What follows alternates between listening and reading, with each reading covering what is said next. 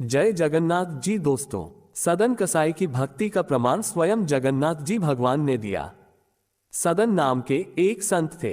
उनका जन्म कसाई कुल में हुआ था।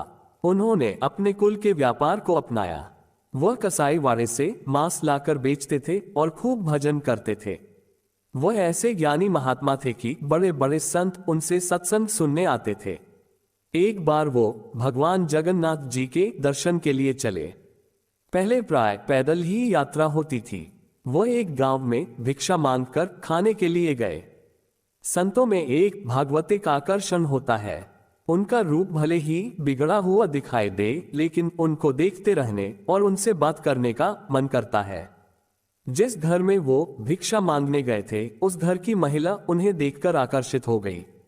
उसने कहा, मेरी इच्छा है कि आप आज हमारे घर आकर भोजन खा लीजिए।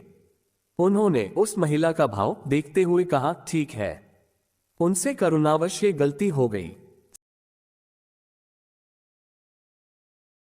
साधु के लिए भिक्षा और शयन के नियम।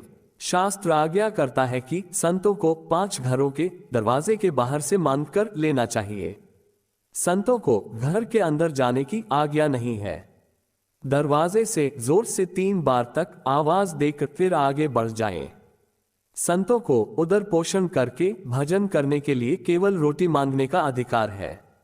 लेकिन सदन जी ने आमंत्रण स्वीकार कर लिया और उस महिला के घर के अंदर चले गए। महिला ने पूछा, आप कहाँ जा रहे हैं?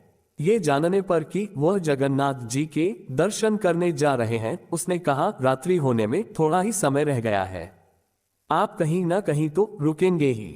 आज हमारे घर में ही रुक जाइए। सदन जी के दयालु हृदय की वजह से ये दूसरी गलती हो गई। एक विरक्त संत को कभी भी गृहस्थों के आसन में शयन नहीं करना चाहिए, क्योंकि उनके आसन में गृहस्थी के परमाणु होते हैं। अगर कभी शयन करने का भाव बने तो घर के बाहर छप्पर में या खुले आंगन में या फिर गांव के किसी मंदिर में सोना चाहिए। यदि अति आवश्यक होता है तो साधु कमंडल में गंगाजल रखते हैं। जल डालकर स्थान पवित्र कर लिया और स्वयं का आसन बिछा के कुछ क्षण के लिए बैठ गए। लेकिन किसी गृहस्थ के यहाँ एक साधु को शयन नहीं करना चाहिए। धर्म पर चलने वाले कभी भी अधर्म को स्वीकार नहीं करते। उस महिला के अंदर काम भाव आ गया। वो रात्रि में उठकर सदन जी के पास गई और उसने अपनी भावना प्रकट की। सदन जी ने उससे कहा, तुम्हारा पति है, तुम ऐसी निकृष्ट बात क्यों सोचती हो? उसने सोचा, इनके कहने का मतलब यह है कि अभी तुम्हारा पति जिंदा है, और उसने जाकर अपने पति को मार दिया। कामांध व्यक्ति कुछ भी कर सकता है। उसने इसके बाद जाकर सदन जी को इसके बारे में बताया। वो बोले, अरे ये तो महान अपराध है, तू निकृष्ट स्त्री है, तेरी भावना ऐसी कैसे हो गई? उन्होंने उससे बहुत डांटा। जैसे ही वे बाहर निकलने लगे तो उस महिला ने उन्हें रोका और धमकी दी कि अगर मैंने शोर मचा दिया तो तुम यहां से जिंदा नहीं जा पाओगे। सदन जी ने कहा कि मुझे मृत्यु स्वीकार है, लेकिन गलत आचरण स्वीकार नहीं है। उस महिला ने हल्ला मचा दिया और कहा, देखो, रात में इनको साधु समझकर हमने हमारे यहाँ रहने दिया, लेकिन रात में इन्होंने मुझे छेड़ने की कोशिश की। जब मेरे पति ने विरोध किया तो इन्होंने मेरे पति की हत्या कर दी और मुझे छेड़ने के लिए तैयार हो गए। वो तो मैंने हल्ला मचा दिया और आप लोग आ गए, नहीं तो जाने ये मेरे साथ क्या करते। गांव के लोगों ने उनकी पिटाई की और उन्हें बांध दिया और अगली सुबह उन्हें राजा के पास ले गए। गंभीर से गंभीर स्थिति में भी भक्त डगमगाता नहीं। सदन जी मुस्कुरा रहे थे, सोच रहे थे, जगन्नाथ जी, आपने बड़ी ही सुंदर लीला की है। भक्तों के सामने संसार थोड़े ही होता है, केवल भगवान होते हैं।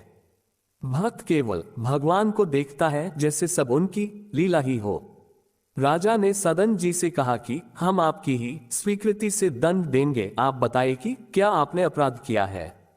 अब संतों की भाषा केवल संत ही समझ सकते हैं। उन्होंने कहा, बिना अपराध के दंड कैसे हो सकता है? कोई ना कोई अपराध तो होगा ही, इसलिए भगवान ने मुझे पवित्र करने के लिए दंड दिया है। सदन जी जान रहे हैं कि कोई ना कोई पाप किसी पिछले जन्म का बाकी तो है ही, जिसकी वजह से प्रभु उन्हें फंसाकर पिटवा रहे हैं। राजा इस भाव को समझ नहीं पाए, तो उन्होंने सजा दे दी कि इनके दोनों हाथ काट दिए जाए और उसके बाद इन्हें छोड़ दिया जाए। वह साधु थे, इसलिए राजा ने उन्हें प्राण दंड नहीं दिया।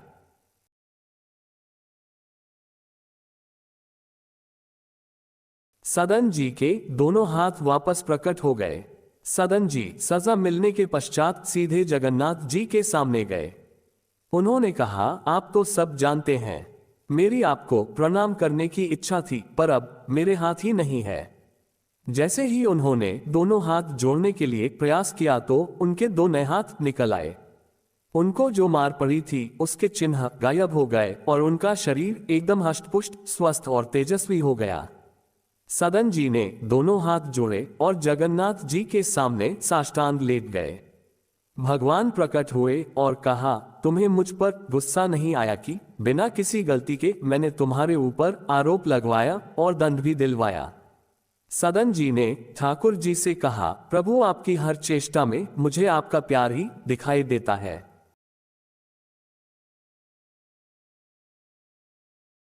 ध्यान रखने योग्य बातें।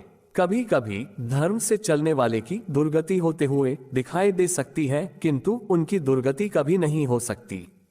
अपने कर्मों को छोटा ना समझें, चाहे वो किसानी हो या व्यापार हो। आपकी छोटी सी दुकान है तो भी अच्छा है। नाम जप करें और सत्य से जो भी कमाए हो उससे सादा जीवन जिएं। आपका परिवार आगे चलकर बहुत उन्नति को प्राप्त होगा। अगर आप बेईमानी करके अधर्म आचरण करेंगे तो एक दिन आपको उसी परिवार के लिए रोना पड़ेगा जिनके लिए आप पापाचरण करते हैं।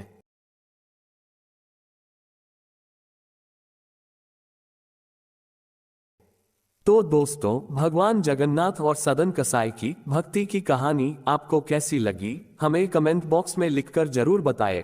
और अगर आप हमारे चैनल पर नए हो तो चैनल को सब्सक्राइब अवश्य कर लें और वीडियो को अपने दोस्तों व परिवार वालों को भी जरूर शेयर करें। और आज की हमारी यह वीडियो देखने के लिए आपका दिल से बहुत बहुत धन्यवाद। बोलो जय जगन्नाथ।